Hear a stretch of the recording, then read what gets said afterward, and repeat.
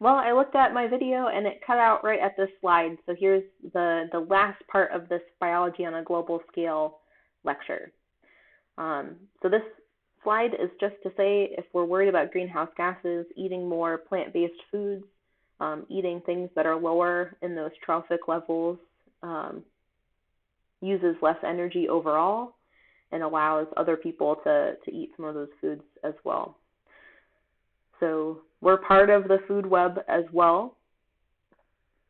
Things to think about as we move forward.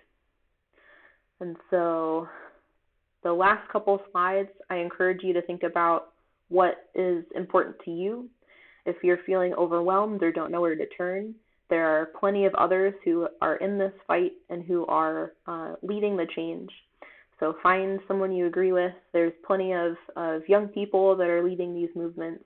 Indigenous nations are really integral to advocating for land and using it more responsibly. Participating in politics is hugely important. So if you take a look at who's deciding who gets what, it matters a lot. So not only participating by voting, but advocating for candidates you believe in, and even running for office. So if one day you're really passionate about something and you want to see lasting change happen, you can put yourself in the ring and represent other people on their behalf. So just know that's an option for all of you to make your voice heard in politics as well. So at the end of this lecture, what do I hope you've taken away? So I would have loved to get into more the reasons why climate change is happening and what we can do. But I hope you find one issue that speaks to you. I hope you continuously learn more about that issue. And I hope you can reflect on what you can do to help. There's tons of options, and anything we do now for the better will have a big impact.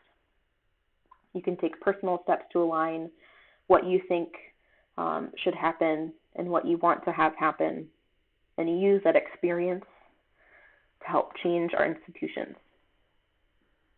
So individual actions are important, but getting together and making change on the level of our local, state, and federal government, as well as the places we occupy every day, our schools, jobs, all of those institutions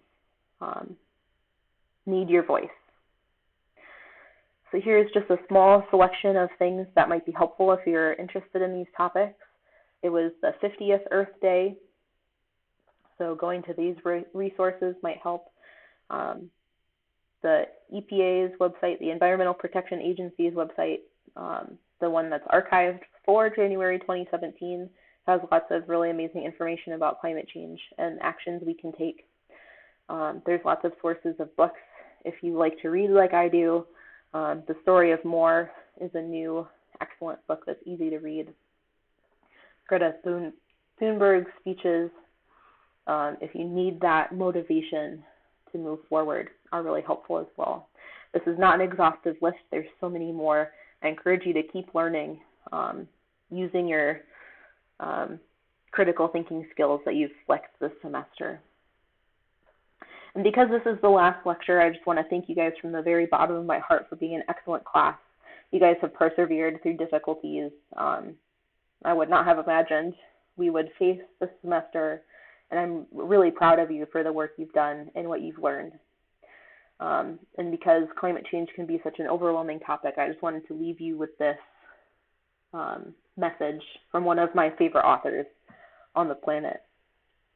It's geared toward writers, but I think anyone can take away the idea that we need you, specifically you, to help. So thank you again so much. You guys have been an excellent class.